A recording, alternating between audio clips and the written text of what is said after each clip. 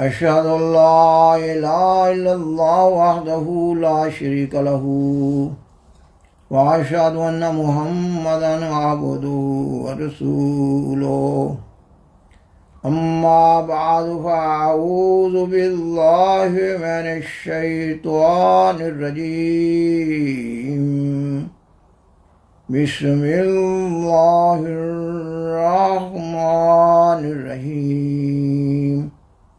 ما كان محمد أبا أحد من رجالكم ولكن رسول الله وخاتم النبيين وكان الله بكل شيء عليما۔ سامعین و ناظرین کرام، السلام علیکم ورحمۃ اللہ وبرکاتہ۔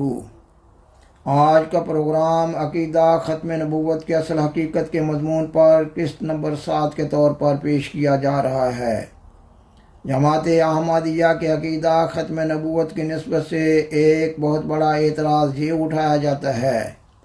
کہ دین اسلام مکمل ہو چکا ہے، اب اسلام میں کسی ذلی و بروزی اور امتی نبی کی ضرورت نہ ہے۔ اس کا جواب یہ ہے کہ معترض کا یہ سوال ہی کلی طور پر غلط ہے۔ اس اعتراض کو جذباتی رنگ میں پیش کیا جاتا ہے۔ بظاہر معترض سیدنا حضرت محمد رسول اللہ خاتم الانبیاء صلی اللہ علیہ وسلم قرآن مجید اور اسلام کی محبت اور غیرت کو بطور ہتھیار بروئے کار لا رہا ہوتا ہے، مگر تلخ حقیقت یہ ہے کہ یہ اعتراض تعلیمات اسلام اور زمینی حقائق کے خلاف ہے۔ اس اعتراض کا قدر تفصیلی جواب دینے سے قبل یہ ضروری معلوم ہوتا ہے کہ اس اعتراض کے اندر چھپی ہوئی شرارت کو ظاہر کیا جائے۔ معترض کا مقصد یہ ہوتا ہے کہ اس اعتراض کے ذریعہ سیدنا حضرت مرزا غلام احمد قادیانی علیہ السلام کے دعوی امام مہدی اور مسیح موعود کو خلط ملط کیا جائے۔ معترض یہ کہہ رہا ہوتا ہے کہ سیدنا حضرت محمد رسول اللہ صلی اللہ علیہ وسلم خاتم الانبیاء ہیں اور قرآن مجید خاتم الکتب ہے، اب کسی ذلی بروزی و امتی نبی کی ضرورت نہ ہے۔ اس لیے سیدنا حضرت مرزا غلام احمد قادیانی علیہ السلام کا کسی قسم کا دعویٰ قابل غور نہ ہے۔ معترض سیدنا حضرت مرزا غلام احمد قادیانی علیہ السلام کے بنیادی دعویٰ امام مہدی و مسیح موعود کو زیر بحث ہی نہیں لاتا۔ سیدنا حضرت مرزا غلام احمد قادیانی علیہ السلام کا یہ بنیادی دعویٰ ہی نہیں ہے کہ اب اسلام میں ایک نبی کی ضرورت تھی اور آپ وہ نبی ہیں۔ آپ علیہ السلام کا الہام الہی کی بنیاد پر یہ دعویٰ ہے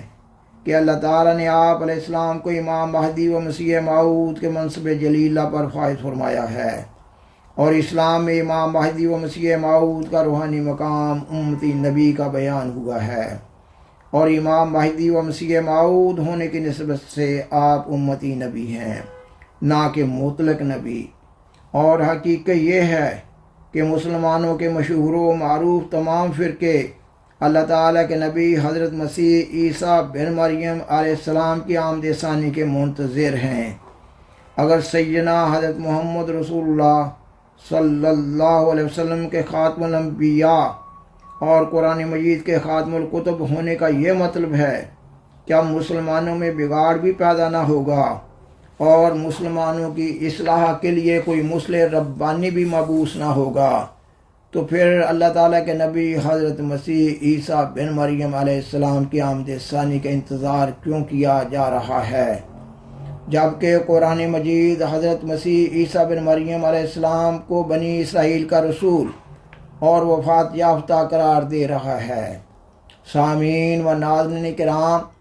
جماعت احمدیہ اور دیگر مسلمانوں کے عقیدہ ختم نبوت کی نوعیت میں بنیادی طور پر کوئی فرق نہ ہے، فرق صرف شخصیت کا ہے۔ آیت خاتم النبیین کی تشریح میں فرق ہے، اور کسی عبارت کی تشریح میں اختلاف کو کسی عبارت کے انکار سے تعبیر کرنا ظلم عظیم ہے۔ لہذا جماعت احمدیہ کو منکر ختم نبوت قرار دینا ایک بہتان عظیم ہے۔ خاکسار نے اس پروگرام کے آغاز میں بیان کیا کہ موت رزق کا یہ اعتراض تعلیمات اسلام اور زمینی حقائق کے خلاف ہے، کیونکہ سیدنا حضرت محمد رسول اللہ صلی اللہ علیہ وسلم کے خاتم الانبیاء اور قرآن مجید کے خاتم الکتب ہونے کے باوجود اسلام میں ظہور امام مہدی و نزول مسیح موعود کی پیش گوئی موجود ہے۔ اور پھر زمینی حقائق یہ ہیں کہ آپ صلی اللہ علیہ وسلم نے اپنی زندگی میں ہی اپنی نگرانی میں مسلمانوں کو قرآن مجید کی تعلیم دینے کے لیے معلمین کے سلسلہ کو جاری فرمایا۔ آپ صلی اللہ علیہ وسلم کے وصال کے بعد اسلام میں خلافت راشدہ کا سلسلہ چلا، اور خلافت راشدہ کے بعد مسلمانوں کی تعلیم و تربیت کے لیے مجددین، اولیاء اللہ، محدثین، مفسرین، فقہاء اور صوفیہ کا سلسلہ اس آخری زمانہ تک چلتا رہا، اور اس آخری زمانہ کے لیے سیدنا حضرت محمد رسول اللہ صلی اللہ علیہ وسلم کی پیش گوئی موجود ہے کہ لوگوں پر ایک ایسا زمانہ آئے گا جب اسلام کا صرف نام باقی رہ جائے گا اور قرآن کے صرف حروف باقی رہ جائیں گے۔ مسجدیں تو بڑی بڑی ہوں گی مگر ہدایت سے خالی ہوں گی، اور اس وقت کے علماء آسمان کے نیچے بدترین مخلوق ہوں گے۔ اب مسلمانوں کے لیے غور و فکر کرنے کا مقام ہے کہ کیا سیدنا حضرت محمد رسول اللہ خاتم الانبیاء صلی اللہ علیہ وسلم کی یہ پیش گوئی پوری ہوئی یا نہیں ہوئی؟ تعداد کے لحاظ سے اسلام دنیا کا پہلا یا دوسرا بڑا مذہب ہے۔ مسلم دنیا کے پاس بہت بڑی بڑی افواج ہیں۔ مسلم ممالک کے قدرتی وسائل سے مالا مال ہیں، مگر اس کے باوجود مسلمان دنیا میں ذلیل و خوار ہو رہے ہیں۔ مسلمانوں کو دنیا کے مختلف علاقوں میں مبتلا عذاب و آزار کیا جا رہا ہے۔ کئی دہائیوں سے کشمیر اور فلسطین کے مسلمانوں کو گاجر اور مولی کی طرح کاٹا جا رہا ہے اور بھیڑ اور بکریوں کی طرح ذبح کیا جا رہا ہے۔ مسلم دنیا میں نہ کوئی قیادت ہے اور نہ کوئی سیادت ہے اور نہ کوئی آواز ہے۔ وطن عزیز اسلامی جمہوریہ پاکستان کی بات ہی کیا ہے؟ اقوام عالم میں اسلامی جمہوریہ پاکستان اسلام اور سیدنا حضرت محمد رسول اللہ خاتم الانبیاء صلی اللہ علیہ وسلم کا نام بدنام ہو رہا ہے۔ آپ صلی اللہ علیہ وسلم کے زمانہ کے لیے آپ صلی اللہ علیہ وسلم کی اس زمانہ کے لیے یہ پیش گوئی بھی ہے کہ اللہ تعالیٰ اسلام کو ایسی بے بسی کی حالت میں نہیں چھوڑے گا۔ اللہ تعالیٰ تجدید دین، دفاع اسلام اور اشاعت اسلام اور اسلام کے عالمگیر غالبہ کے لیے حضرت امام مہدی و مسیح موعود کو مبعوث فرمائے گا۔ جو لوگ یہ سوال اٹھا رہے ہوتے ہیں وہ دراصل ضروریات دین سے غافل اور عقیدہ ظہور امام مہدی و نزول مسیح موعود کا انکار کر رہے ہوتے ہیں۔ سامعین و ناظرین کرام، سیدنا حضرت مرزا غلام احمد قادیانی علیہ السلام اسلام میں امام مہدی و مسیح موعود کی بعثت کی اغراض کے سلسلہ میں اپنی کتاب شہادت القرآن روحانی خزائن جلد 6 صفحات 345 اور 346 پر بیان فرماتے ہیں۔ عند العقل یہ بات نہ صرف آسن بلکہ واجب ہے